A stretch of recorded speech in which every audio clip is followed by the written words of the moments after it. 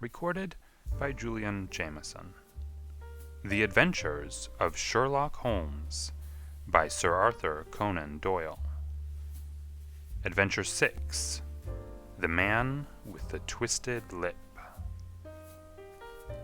Isa Whitney, brother of the late Elias Whitney, D.D., principal of the Theological College of St. George's, was much addicted to opium. The habit grew upon him, as I understand, from some foolish freak when he was at college, for having read De Quincey's description of his dreams and sensations, he had drenched his tobacco with laudanum in an attempt to produce the same effects. He found, as so many more have done, that the practice is easier to attain than to get rid of, and for many years he continued to be a slave to the drug, an object of mingled horror and pity to his friends and relatives. I can see him now, with yellow, pasty face, drooping lids, and pinpoint pupils, all huddled in a chair, the wreck and ruin of a noble man.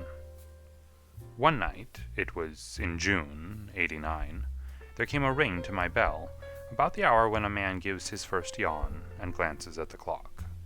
I sat up in my chair, and my wife laid her needlework down in her lap and made a little face of disappointment. "A patient," said she. "You'll have to go out." I groaned, for I was newly come back from a weary day. We heard the door open, a few hurried words, and then quick steps upon the linoleum. Our own door flew open, and a lady, clad in some dark-colored stuff, with a black veil, entered the room. "You will excuse me calling so late," she began. And then, suddenly losing her self-control, she ran forward, threw her arms about my wife's neck, and sobbed upon her shoulder. "Oh, I'm in such trouble," she cried. "I do so want a little help." "Why," said my wife, pulling up her veil, "it is Kate Whitney. How you startled me, Kate. I had not an idea who you were when you came in." "I didn't know what to do, so I came straight to you." That was always the way. Folk who were in grief came to my wife, like birds to a lighthouse. "It was very sweet of you to come. Now, you must have some wine and water, and sit here comfortably and tell us all about it. Or should you rather that I sent James off to bed?" "Oh, no, I want the doctor's advice and help, too. It's about Isa. He has not been home for 2 days. I'm so frightened about him." It was not the first time that she had spoken to us of her husband's trouble, to me as a doctor, to my wife as an old friend and school companion. We soothed and comforted her by such words as we could find. Did she know where her husband was? Was it possible that we could bring him back to her? It seems that it was. She had the surest information that of late he had, when the fit was on him, made use of an opium den in the farthest east of the city. Hitherto his orgies had always been confined to one day, and he had come back, twitching and shattered, in the evening. But now the spell had been upon him 48 hours, and he lay there, doubtless among the dregs of the docks, breathing in the poison or sleeping off the effects. There he was to be found, she was sure of it, at the Bar of Gold, in Upper Swandam Lane. But what was she to do? How could she, a young and timid woman, make her way into such a place and pluck her husband out from among the ruffians who surrounded him? There was the case, and of course there was but one way out of it. Might I not escort her to this place? And then, as a second thought, why should she come at all? I was Isa Whitney's medical adviser, and as such I had influence over him. I could manage it better if I were alone. I promised her on my word that I would send him home in a cab within 2 hours if he were indeed at the address which she had given me. And so in 10 minutes I had left my armchair and cheery sitting-room behind me, and was speeding eastward in a hansom on a strange errand, as it seemed to me at the time, though the future only could show how strange it was to be. But there was no great difficulty in the first stage of my adventure. Upper Swandam Lane is a vile alley, lurking behind the high wharves which line the north side of the river to the east of London Bridge. Between a slop-shop and a gin-shop, approached by a steep flight of steps leading down to a black gap like the mouth of a cave, I found the den of which I was in search. Ordering my cab to wait, I passed down the steps, worn hollow in the center by the ceaseless tread of drunken feet, and by the light of a flickering oil lamp above the door, I found the latch and made my way into a long, low room, thick and heavy with the brown opium smoke, and terraced with wooden berths, like the forecastle of an emigrant ship. Through the gloom one could dimly catch a glimpse of bodies lying in strange, fantastic poses, bowed shoulders, bent knees, heads thrown back, and chins pointing upward, with here and there a dark, lackluster eye turned upon the newcomer. Out of the black shadows there glimmered little red circles of light, now bright, now faint, as the burning poison waxed or waned in the bowls of the metal pipes. The most lay silent, but some muttered to themselves, and others talked together in a strange, low, monotonous voice, their conversation coming in gushes, and then suddenly tailing off into silence, each mumbling out his own thoughts and paying little heed to the words of his neighbor. At the farther end was a small brazier of burning charcoal, beside which, on a three-legged wooden stool, there sat a tall, thin old man, with his jaw resting upon his two fists, and his elbows upon his knees, staring into the fire. As I entered, a sallow Malay attendant had hurried up with a pipe for me and a supply of the drug, beckoning me to an empty berth. "Thank you, I have not come to stay," said I. "There is a friend of mine here, Mr. Isa Whitney, and I wish to speak with him." There was a movement and an exclamation from my right, and peering through the gloom I saw Whitney, pale, haggard, and unkempt, staring out at me. "My God, it's Watson," said he. He was in a pitiable state of reaction, with every nerve in a twitter. "I say, Watson, what o'clock is it?" "Nearly 11. "Of what day?" "Of Friday, June 19th. "Good heavens! I thought it was Wednesday. It is Wednesday. What do you want to frighten a chap for?" He sank his face onto his arms and began to sob in a high treble key. "I tell you that it is Friday, man. Your wife has been waiting this 2 days for you. You should be ashamed of yourself." "So I am. But you've got mixed, Watson, for I've only been here a few hours. 3 pipes, 4 pipes, I forget how many. But I'll go home with you. I wouldn't frighten Kate, poor little Kate. Give me your hand. Have you a cab?" "Yes, I have one waiting." "Then I shall go in it. But I must owe something. Find what I owe, Watson. I am all off color. I can do nothing for myself." I walked down the narrow passage between the double row of sleepers, holding my breath to keep out the vile, stupefying fumes of the drug, and looking about for the manager. As I passed the tall man who sat by the brazier, I felt a sudden pluck at my skirt, and a low voice whispered, "Walk past me, and then look back at me."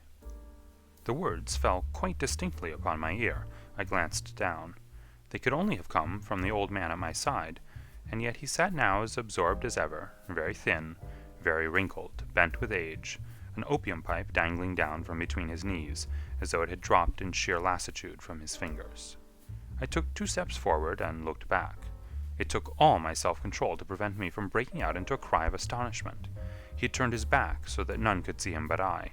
His form had filled out, his wrinkles were gone, the dull eyes had regained their fire, and there, sitting by the fire and grinning at my surprise, was none other than Sherlock Holmes. He made a slight motion to me to approach him, and instantly, as he turned his face half round to the company once more, subsided into a doddering, loose-lipped senility. "Holmes," I whispered, "what on earth are you doing in this den?" "As low as you can," he answered. "I have excellent ears. If you would have the great kindness to get rid of that sottish friend of yours, I should be exceedingly glad to have a little talk with you." "I have a cab outside." "Then pray send him home in it. You may safely trust him, for he appears to be too limp to get into any mischief. I should recommend you also to send a note by the cabman to your wife, to say that you have thrown in your lot with me. If you will wait outside, I shall be with you in 5 minutes."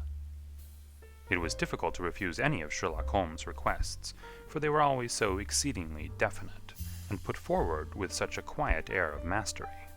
I felt, however, that when Whitney was once confined in the cab, my mission was practically accomplished, and for the rest I could not wish anything better than to be associated with my friend in one of those singular adventures which were the normal condition of his existence.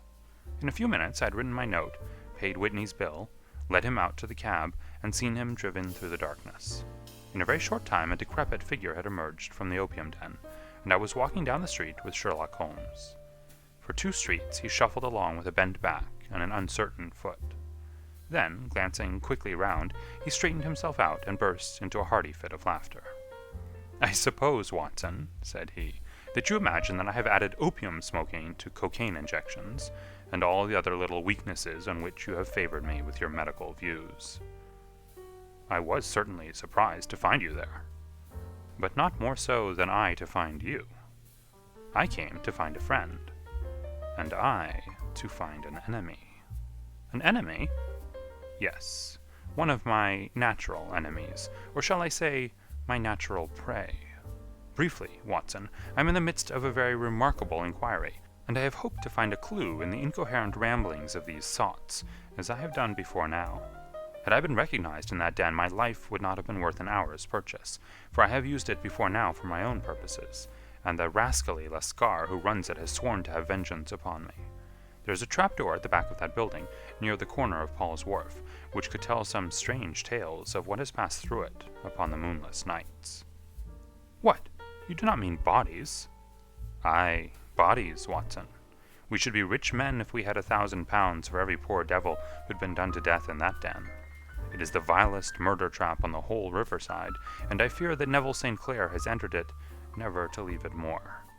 But our trap should be here." He put his two forefingers between his teeth and whistled shrilly, a signal which was answered by a similar whistle from the distance, followed shortly by the rattle of wheels and the clink of horses' hoofs. "Now, Watson," said Holmes, as a tall dog-cart dashed up through the gloom, throwing out two golden tunnels of yellow light from its side lanterns, "you'll come with me, won't you?" "If I can be of use." "Oh, a trusty comrade is always of use, and a chronicler still more so. My room at the Cedars is a double-bedded one." "The Cedars?" "Yes, that is Mr. St. Clair's house. I am staying there while I conduct the inquiry." "Where is it, then?" "Near Lee, in Kent. We have a 7-mile drive before us." "But I am all in the dark." "Of course you are. You'll know all about it presently. Jump up here. All right, John, we shall not need you. Here's half-a-crown. Look out for me tomorrow about 11. Give her her head. So long, then." He flicked the horse with his whip, and we dashed away through the endless succession of somber and deserted streets, which widened gradually until we were flying across a broad balustraded bridge, with the murky river flowing sluggishly beneath us. Beyond lay another dull wilderness of bricks and mortar, its silence broken only by the heavy, regular footfall of the policeman, or the songs and shouts of some belated party of revelers. A dull wrack was drifting slowly across the sky, and a star or two twinkled dimly here and there through the rifts of the clouds.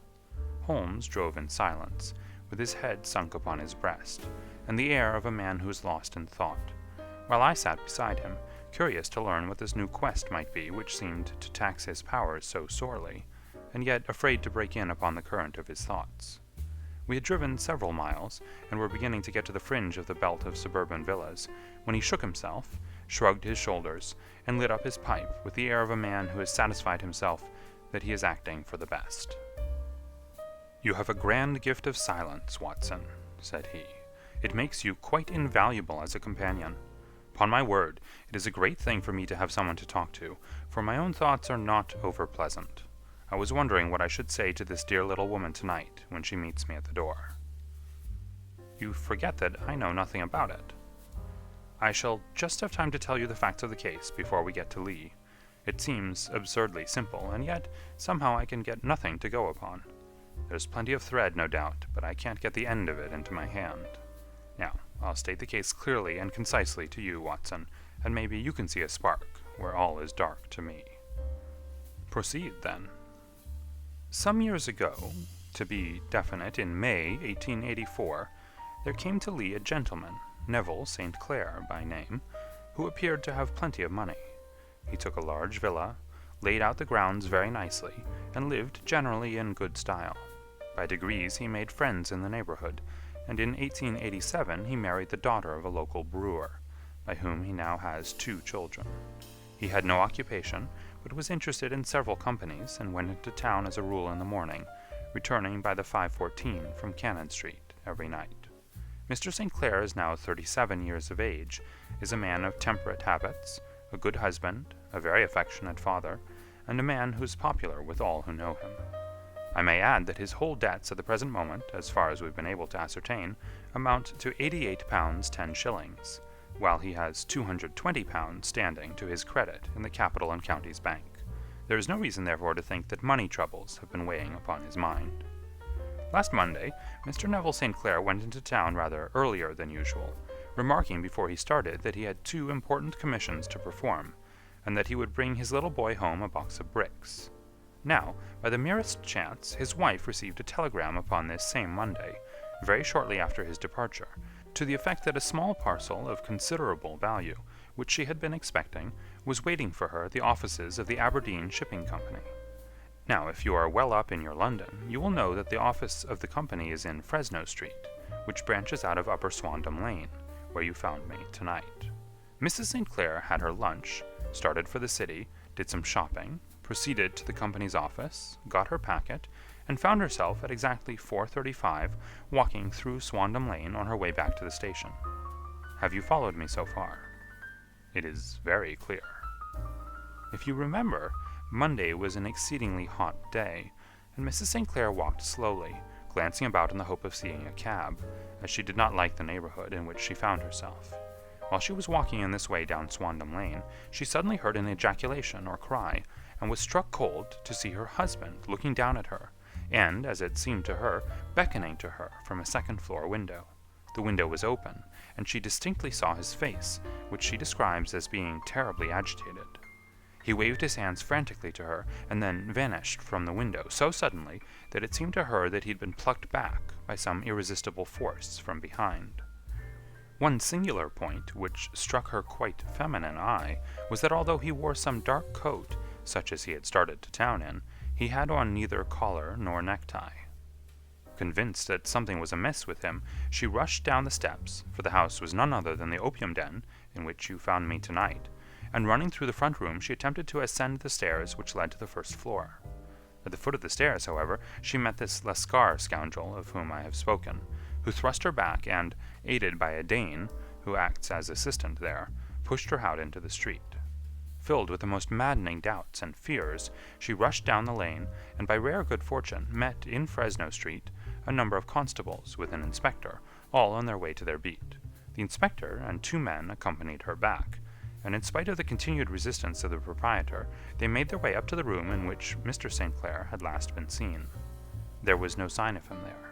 In fact, in the whole of that floor there was no one to be seen, save a crippled wretch of hideous aspect, who it seems made his home there.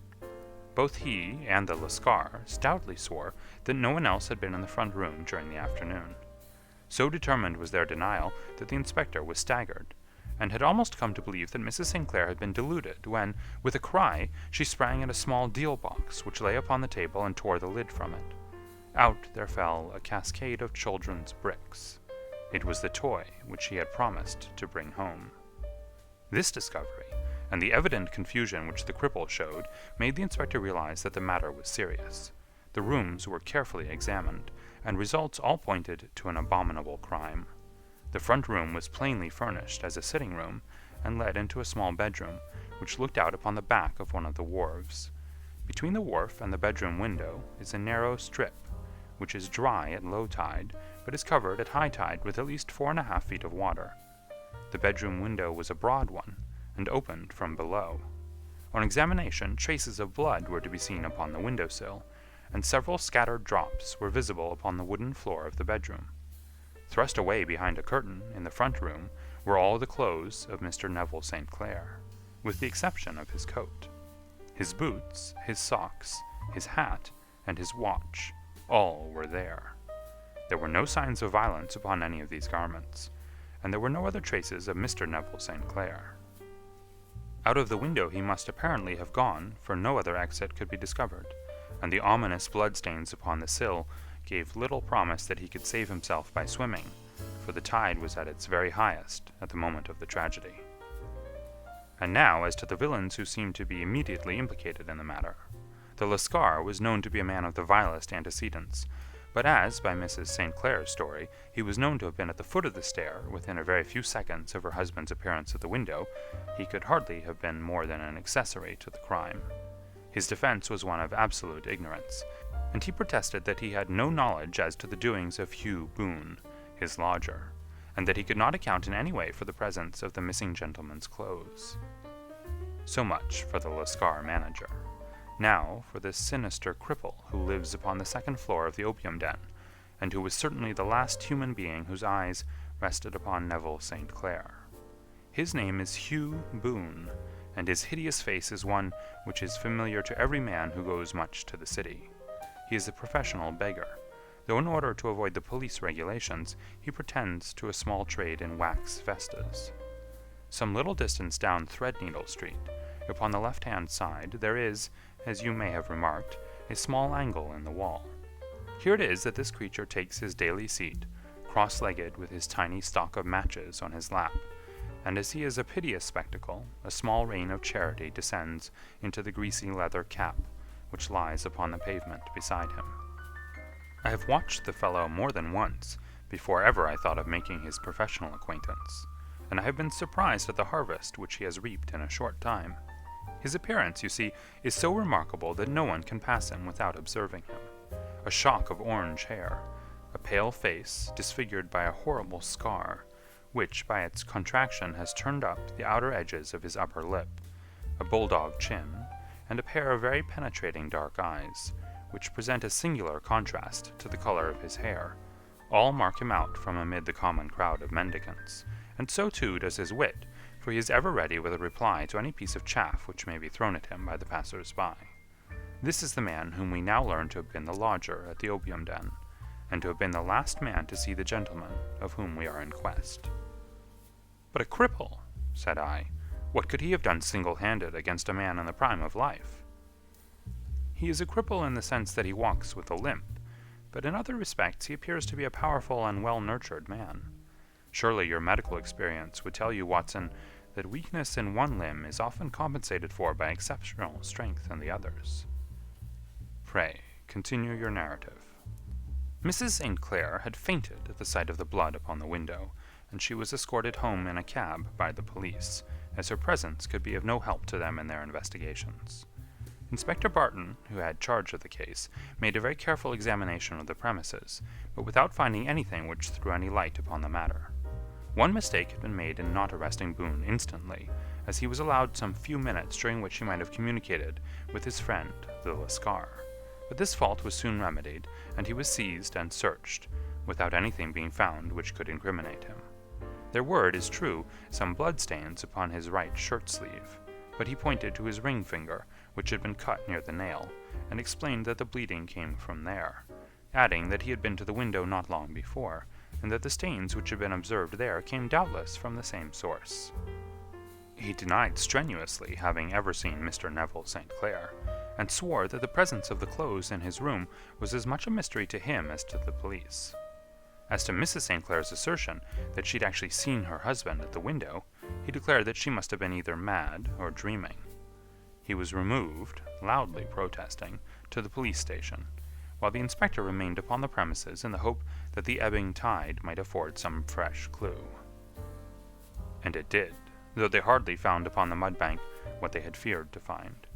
It was Neville St. Clair's coat, and not Neville St. Clair, which lay uncovered as the tide receded. And what do you think they found in the pockets? I cannot imagine. No, I don't think you would guess.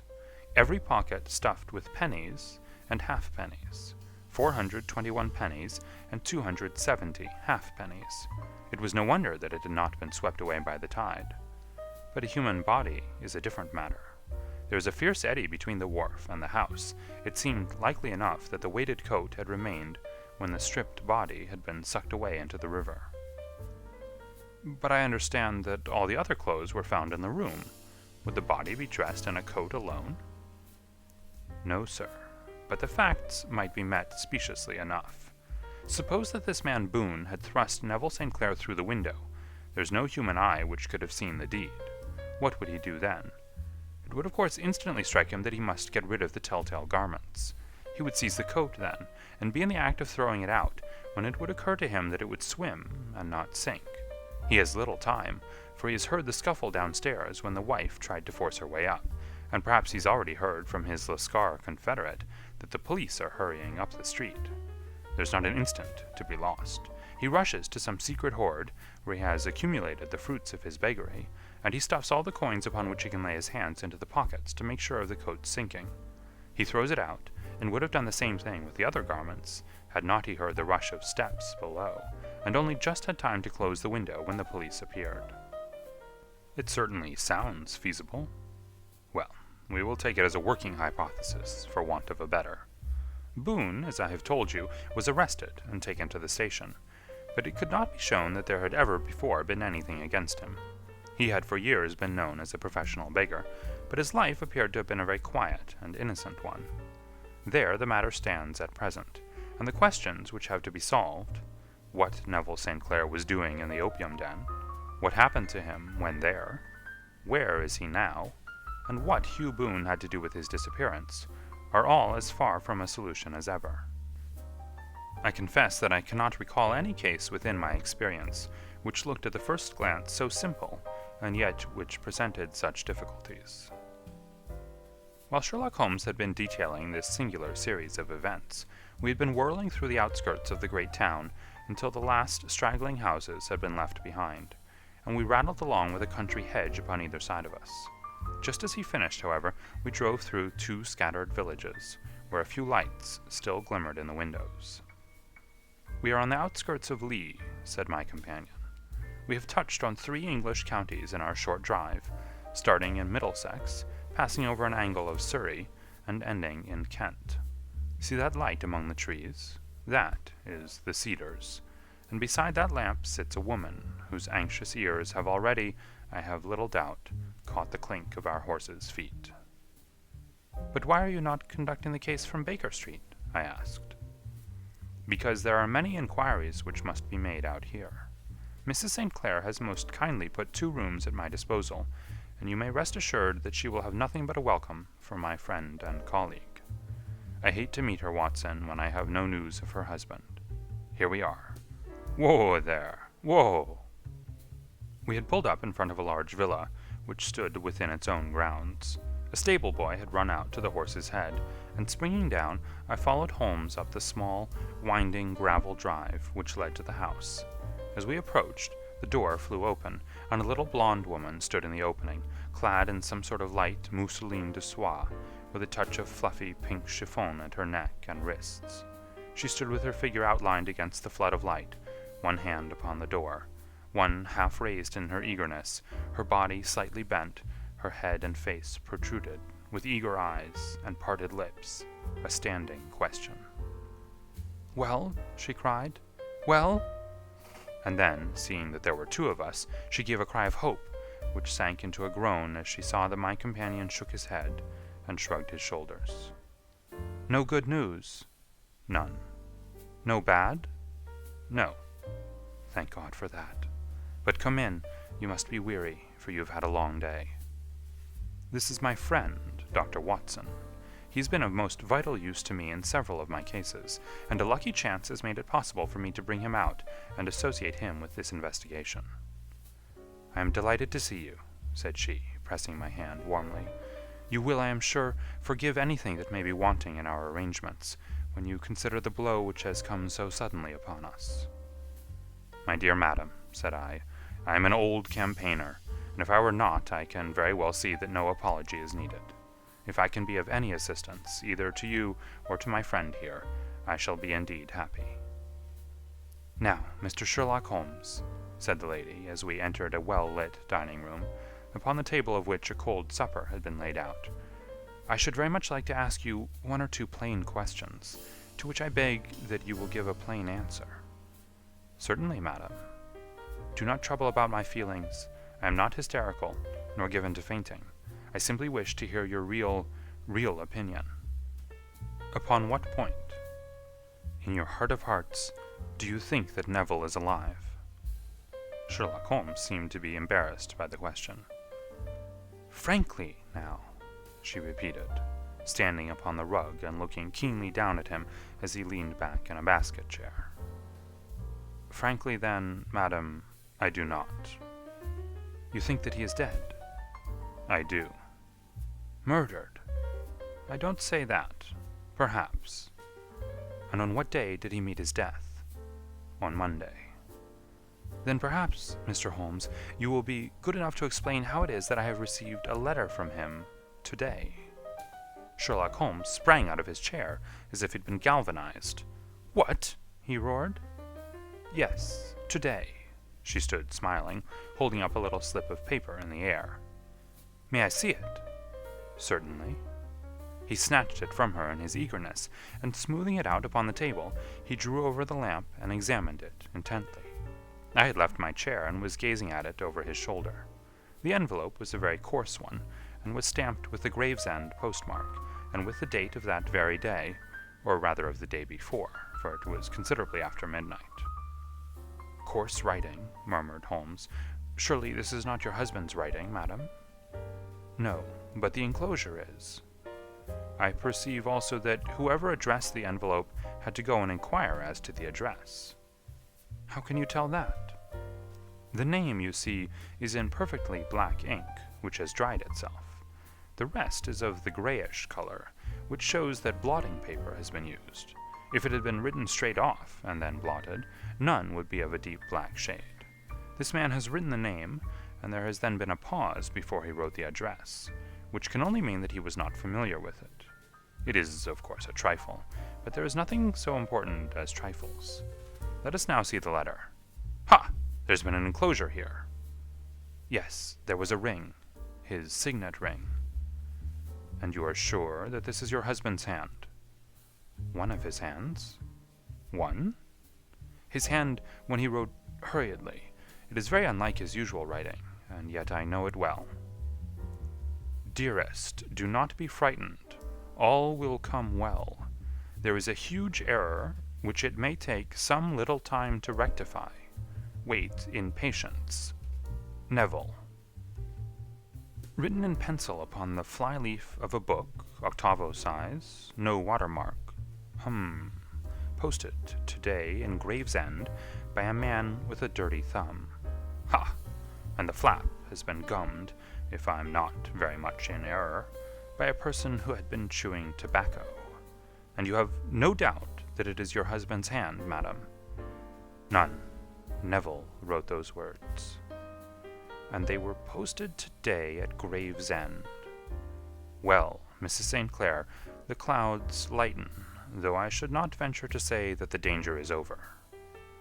But he must be alive, Mr. Holmes. Unless this is a clever forgery to put us on the wrong scent. The ring, after all, proves nothing. It may have been taken from him. No, it is his very own writing. Very well. It may, however, have been written on Monday and only posted today. That is possible. If so, much may have happened between. Oh, but you must not discourage me, Mr. Holmes. I know that all is well with him. There is so keen a sympathy between us that I should know if evil came upon him. On the very day that I saw him last, he cut himself in the bedroom, and yet I, in the dining room, rushed upstairs instantly with the utmost certainty that something had happened. Do you think that I would respond to such a trifle, and yet be ignorant of his death? I have seen too much not to know that the impression of a woman may be more valuable than the conclusion of an analytical reasoner. And in this letter you certainly have a very strong piece of evidence to corroborate your view. But if your husband is alive and able to write letters, why should he remain away from you? I cannot imagine. It is unthinkable. And on Monday he made no remarks before leaving you? No. And you were surprised to see him in Swandam Lane? Very much so. Was the window open? Yes. Then he might have called to you. He might. He only, as I understand, gave an inarticulate cry. Yes. A call for help, you thought? Yes. He waved his hands. But it might have been a cry of surprise. Astonishment at the unexpected sight of you might cause him to throw up his hands? It is possible. And you thought he was pulled back. He disappeared so suddenly. He might have leaped back. You did not see anyone else in the room? No, but this horrible man confessed to having been there, and the Lascar was at the foot of the stairs. Quite so. Your husband, as far as you could see, had his ordinary clothes on? But without his collar or tie. I distinctly saw his bare throat. Had he ever spoken of Swandam Lane? Never. Had he ever showed any signs of having taken opium? Never. Thank you, Mrs. St. Clair. Those are the principal points about which I wished to be absolutely clear. We shall now have a little supper, and then retire, for we may have a very busy day tomorrow. A large and comfortable double-bedded room had been placed at our disposal, and I was quickly between the sheets, for I was weary after my night of adventure. Sherlock Holmes was a man, however, who, when he had an unsolved problem upon his mind, would go for days, and even for a week, without rest, turning it over, rearranging his facts, looking at it from every point of view until he had either fathomed it or convinced himself that his data were insufficient. It was soon evident to me that he was now preparing for an all-night sitting. He took off his coat and waistcoat, put on a large blue dressing-gown, and then wandered about the room collecting pillows from his bed and cushions from the sofa and armchairs. With these he constructed a sort of Eastern divan, upon which he perched himself, cross-legged, with an ounce of shag tobacco and a box of matches laid out in front of him. In the dim light of the lamp I saw him sitting there, an old briar pipe between his lips, his eyes fixed vacantly upon the corner of the ceiling, the blue smoke curling up from him, silent, motionless, with the light shining upon his strong-set, aquiline features. So he sat as I dropped off to sleep, and so he sat when a sudden ejaculation caused me to wake up, and I found the summer sun shining into the apartment. The pipe was still between his lips, the smoke still curled upward, and the room was full of a dense tobacco haze, but nothing remained of the heap of shag which I had seen upon the previous night. "Awake, Watson?" he asked. "Yes." "Game for a morning drive?" "Certainly." "Then dress. No one is stirring yet, but I know where the stable-boy sleeps, and we shall soon have the trap out." He chuckled to himself as he spoke, his eyes twinkled, and he seemed a different man to the somber thinker of the previous night. As I dressed, I glanced at my watch. It was no wonder that no one was stirring. It was 25 minutes past 4. I'd hardly finished when Holmes returned with the news that the boy was putting in the horse. "I want to test a little theory of mine," said he, pulling on his boots. "I think, Watson, that you are now standing in the presence of one of the most absolute fools in Europe.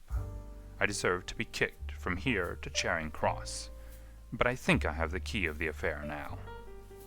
"And where is it?" I asked, smiling. "In the bathroom," he answered. "Oh, yes, I'm not joking," he continued, seeing my look of incredulity. "I have just been there, and I have taken it out, and I have got it in this Gladstone bag. Come on, my boy, and we shall see whether it will not fit the lock." We made our way downstairs as quietly as possible, and out into the bright morning sunshine. In the road stood our horse and trap, with the half-clad stable-boy waiting at the head. We both sprang in, and away we dashed down the London road. A few country carts were stirring, bearing in vegetables to the metropolis, but the lines of villas on either side were as silent and lifeless as some city in a dream. "It has been in some points a singular case," said Holmes, flicking the horse on into a gallop. "I confess that I have been as blind as a mole, but it is better to learn wisdom late than never to learn it at all." In town, the earliest risers were just beginning to look sleepily from their windows as we drove through the streets of the Surrey side. Passing down the Waterloo Bridge Road, we crossed over the river, and dashing up Wellington Street, wheeled sharply to the right, and found ourselves in Bow Street. Sherlock Holmes was well known to the force, and the two constables at the door saluted him. One of them held the horse's head, while the other led us in. "Who's on duty?" asked Holmes. "Inspector Bradstreet, sir." "Ah, Bradstreet, how are you?" A tall, stout official had come down the stone-flagged passage, in a peaked cap and frogged jacket. "I wish to have a quiet word with you, Bradstreet." "Certainly, Mr. Holmes. Step into my room here." It was a small, office-like room, with a huge ledger upon the table and a telephone projecting from the wall. The inspector sat down at his desk. "What can I do for you, Mr. Holmes?" "I called about that beggarman, Boone, the one who was charged with being concerned in the disappearance of Mr. Neville St. Clair, of Lee." "Yes, he was brought up and remanded for further inquiries." "So I heard. You have him here?" "In the cells." "Is he quiet?" "Oh, he gives no trouble, but he's a dirty scoundrel." "Dirty?" "Yes, it's all we can do to make him wash his hands, and his face is as black as a tinker's. Well, when once his case has been settled, he will have a regular prison bath, and I think if you saw him, you would agree with me that he needed it." "I should like to see him very much." "Would you? That's easily done. Come this way. You can leave your bag." "No, I think that I'll take it." "Very good. Come this way, if you please." He led us down a passage, opened a barred door, passed down a winding stair, and brought us to a whitewashed corridor with a line of doors on each side.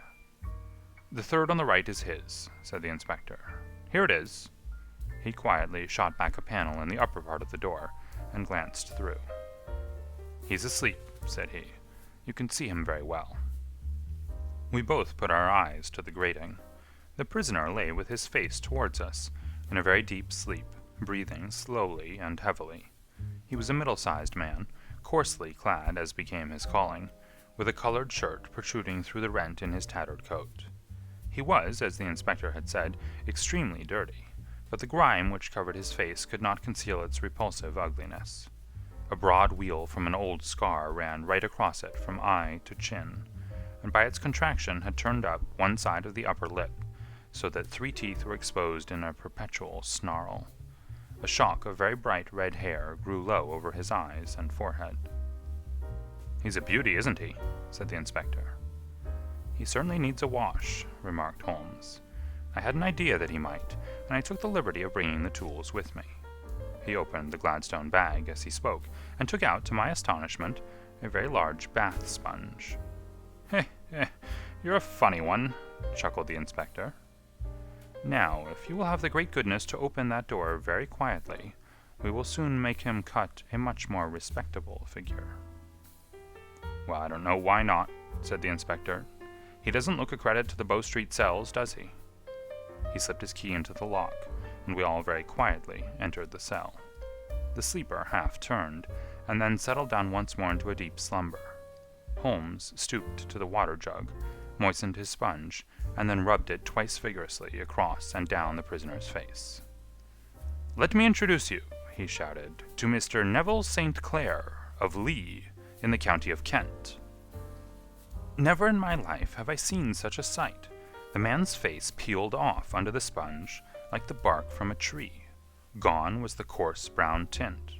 Gone, too, was the horrid scar which had seamed it across, and the twisted lip which had given the repulsive sneer to the face. A twitch brought away the tangled red hair, and there, sitting up in his bed, was a pale, sad-faced, refined-looking man, black-haired and smooth-skinned, rubbing his eyes and staring about him with sleepy bewilderment. Then, suddenly realizing the exposure, he broke into a scream and threw himself down with his face to the pillow. "Great heavens!" cried the inspector. "It is, indeed, the missing man. I know him from the photograph." The prisoner turned with the reckless air of a man who abandons himself to his destiny. "Be it so," said he. "And pray, what am I charged with?" "With making away with Mr. Neville St. "Oh, come, you can't be charged with that unless they make a case of attempted suicide of it," said the inspector with a grin. "Well, I've been 27 years in the force, but this really takes the cake."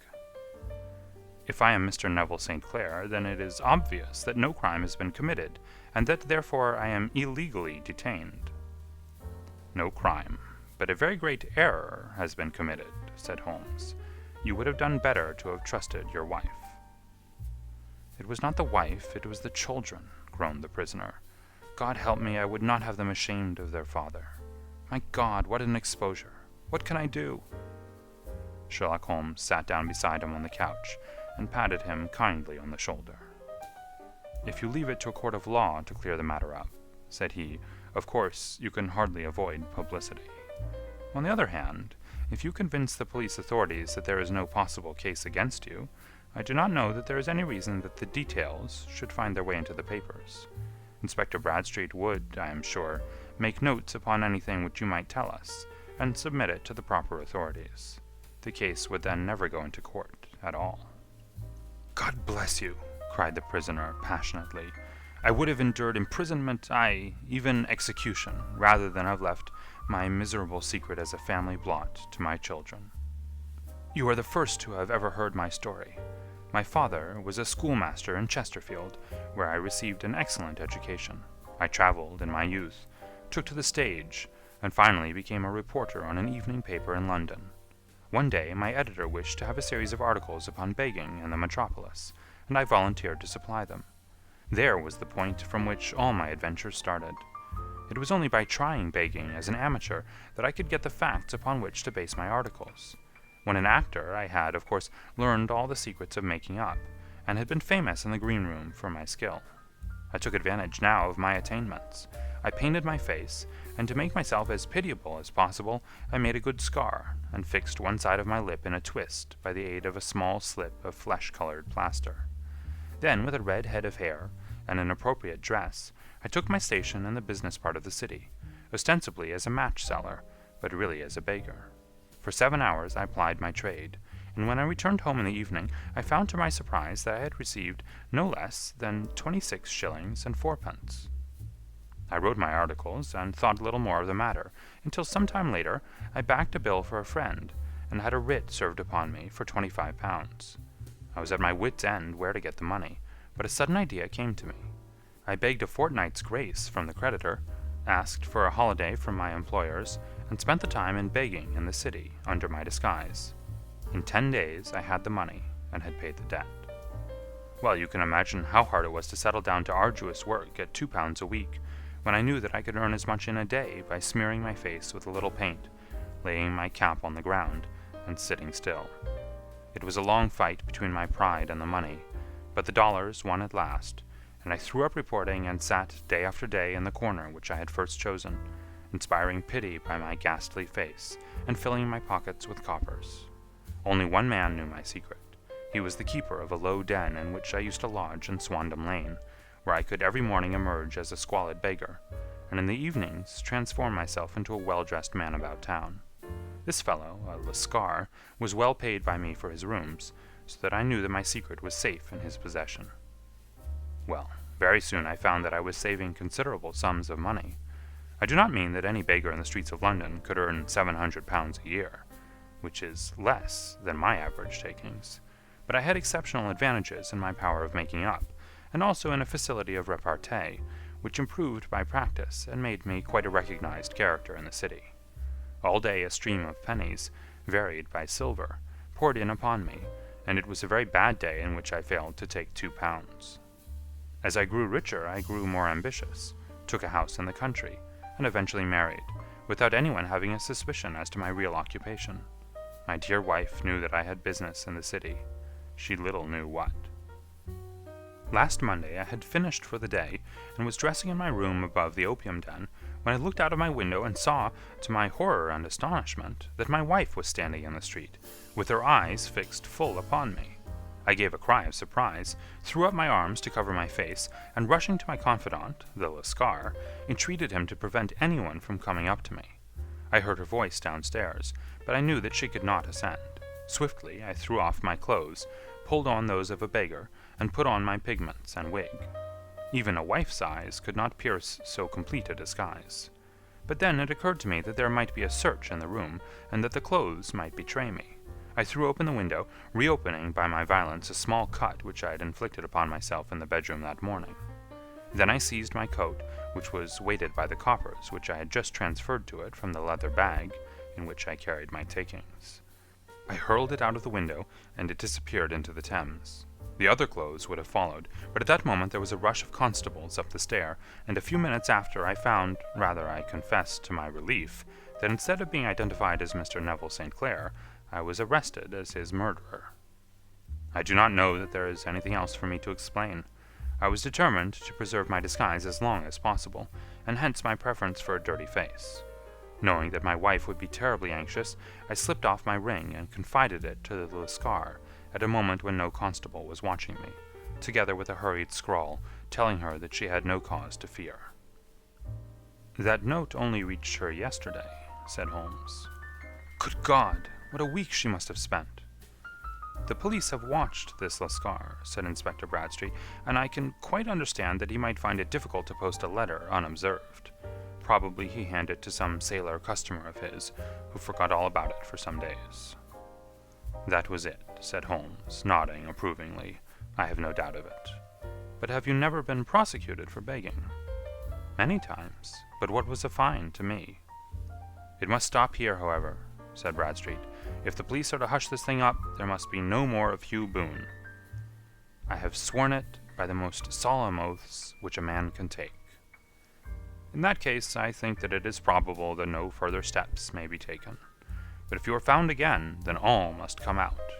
I am sure, Mr. Holmes, that we are very much indebted to you for having cleared the matter up. I wish I knew how you reached your results." "I reached this one," said my friend, "by sitting upon 5 pillows and consuming an ounce of shag. I think, Watson, that if we drive to Baker Street we shall just be in time for breakfast." End of Adventure 6.